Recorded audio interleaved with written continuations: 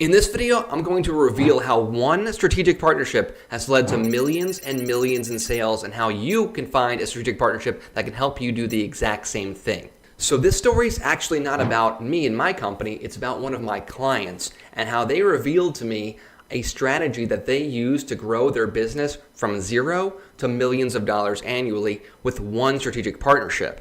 So this company does dry tech restoration. Essentially, what they do is do the cleanup when there's some type of flood or some type of water damage to a property, right? It's a very expensive thing and it's an emergency-based service, so people don't typically shop this around too much because they don't really have the time or opportunity to do that. And my client started the business because they had a friend who was a plumber, and the plumber explained how oftentimes they would be called first and they would need to refer this business to somebody because they weren't the ones doing the actual cleanup. They would look and repair the pipe and figure out what caused the problem, hopefully stop it if there was an active leak, but then that was it. So rather than go after the end customer, the people that had the water damage to their property, their home, why not go after the plumber who already owned the relationship with the client? And that's exactly what they did. Their whole marketing strategy was around trying to build relationships with plumbers in the local area and then beyond, expand out from there, so that when somebody had this problem and the plumber got there and saw the damage, they're like, I got the perfect person for you, and sent them right to my client.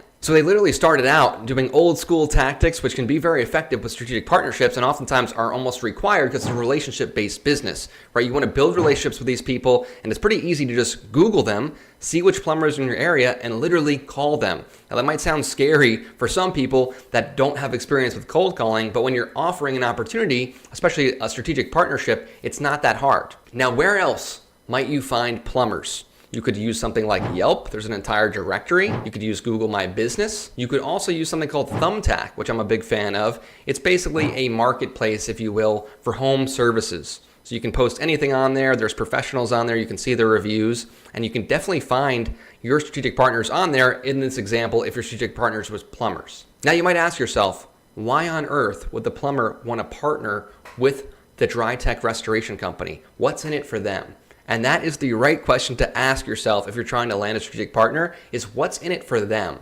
Obviously there's something in it for you, but don't focus on that, right? Focus on what's in it for them. And in this particular case, it was that they were offering a revenue share program to the plumbers for the referral. So essentially, this is revenue the plumber was not going to get before because they couldn't do the work, and now they're going to be able to refer the work to my client, the Dry Tech Restoration Company, and get additional revenue for that.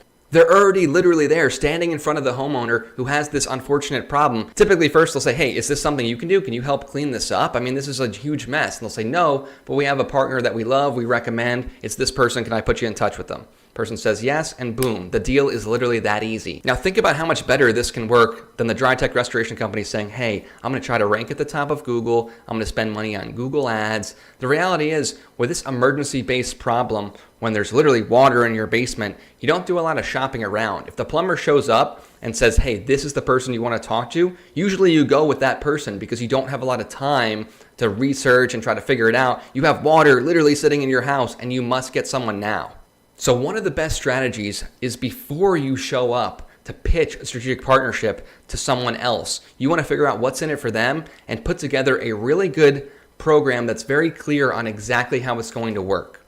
Now, certain industries have specific rules and regulations around profit sharing. So you want to look into that for your specific industry because it's not always allowed if there's not specific licenses, or certain industries aren't even allowed to share. So you got to look into that. But in many industries, it's completely allowed to do profit sharing for referrals.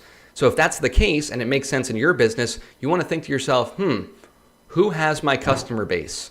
Who already has the relationship with my customer base? And how can I get in touch with them? I'll give you another great example on a different type of business.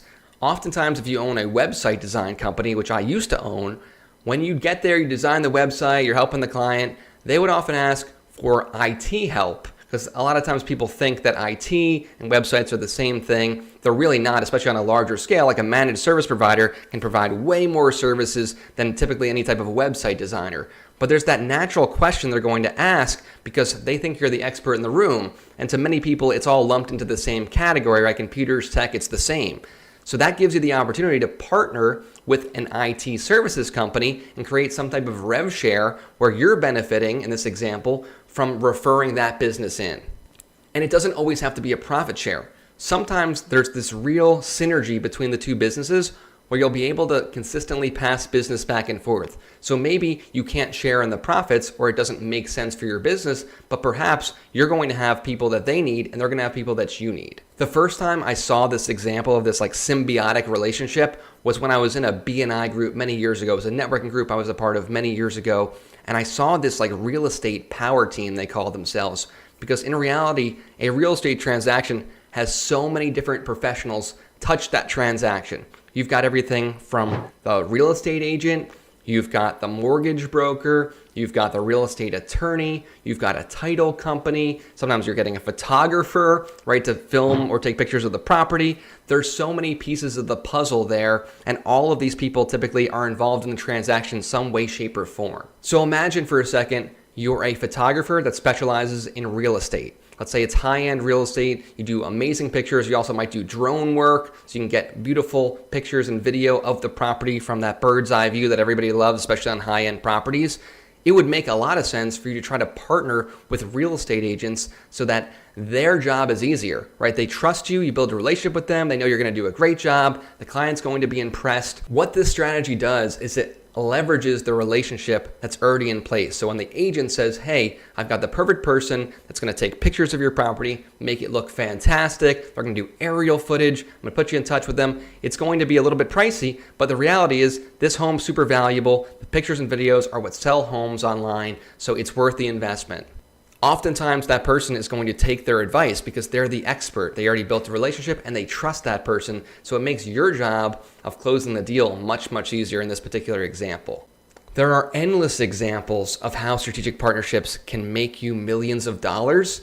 And I urge you to think about who owns the audience that you have, who has the relationships with these people, with your dream end client, and how can you start to foster relationships and build strategic partnerships with all the people that own your client base. And next, think what incentives can you provide them? Are you going to be able to send business their way? Are you going to be able to offer some type of monetary incentive? Are you going to help them in other ways, shape, or form? Are you going to help provide services for their business for free? There's so many creative ways that you can think of to how you start a relationship and then nurture that relationship with them. And sometimes this is called like a hubs and nodes strategy where you literally have centers of influence. You've built 10 relationships, let's say, for example, in 10 different local towns, all of which these people are sending business to you regularly. So rather than always having to fish for a new client, you basically have a bunch of ponds that are stocked with fish and someone's going to go scoop the net and grab one for you and hand it to you. So an exercise that I think is super valuable is just to kind of sit down, whether it's just you or you and your team, ideally if you have a team,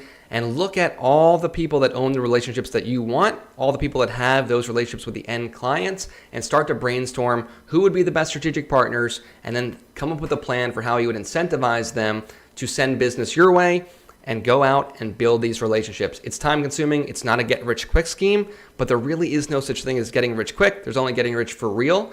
And I think building these relationships is one of the most valuable things you can do, provided your business supports something like that. And almost every business has the opportunity for some level of strategic partnerships. Some are much better than others, but I'm sure there's some in your industry that you might not be thinking about. So I hope you spend the time and energy to do it. I hope this helped. Don't forget to like and subscribe so I can provide more tips and actionable strategies for you to grow your business. And I'll see you in the next one.